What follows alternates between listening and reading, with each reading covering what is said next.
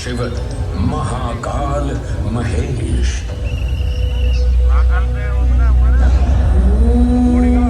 महाकाल जिनके उद्गम से उत्पन्न होती सृष्टि की लय।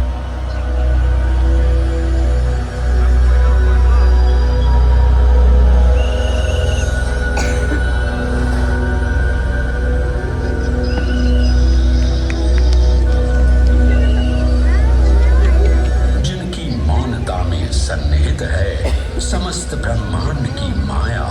इन महान देव को नमन करने से पूर्व आइए वंदन करें उस रूप को जो स्वयं शिव से पहले पूजित होते हैं, श्री गोपू बालेश्वर। जब एक 5 वर्षीय बालक ने राजा चंद्रसेन को अपनी अमूल्य मणि की रक्षा हेतु महाकाल की उपासना में लीन देखा तो वो भी भक्ति में तल्लीन हो गया।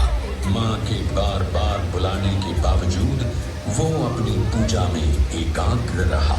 उसकी श्रद्धा से प्रसन्न होकर भगवान शिव स्वयं उसके घर लिंग के रूप में प्रकट हुए।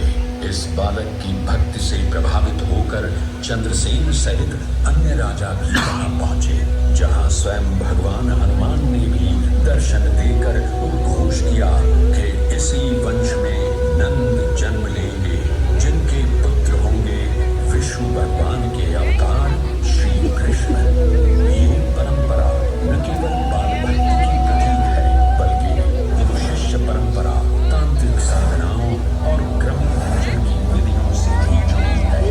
मंदिर परिसर में स्थित एक छोटा मंदिर श्री गोपू बालेश्वर महादेव मंदिर आज भी इस घटना की स्मृति को संजोए हुए है। महाकाल जो हर परमाणु और कोशिका में है, हर पल हर क्षण में। महाकाल जो है इस महानगर उज्जैन और नदी शिप्रा के कण कण में। आइए सुने उसी पावन नदी शिप्रा से महादेव की अद्भुत गाथा।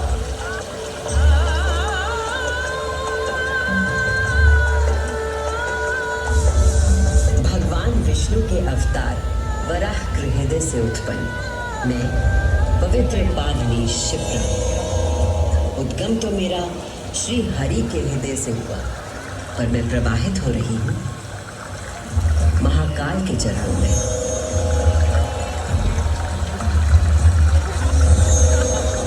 पुराणों में मुझे कई नाम प्रदान किए गए हैं, जबरदस्त, पाप धर्म, अमृत संभवा और शिप्रा।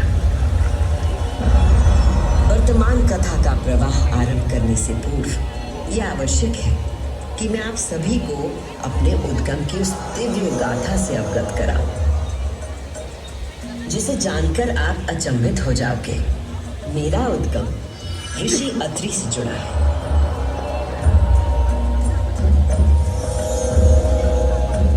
सप्त ऋषियों में से एक है।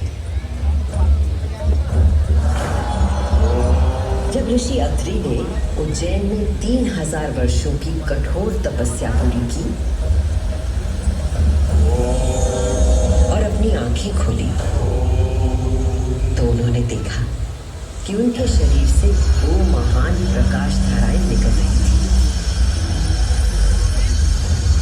पहली धारा आकाश की ओर गई और कहा जाता है कि वो चंद्रमा में परिवर्तित हो गई।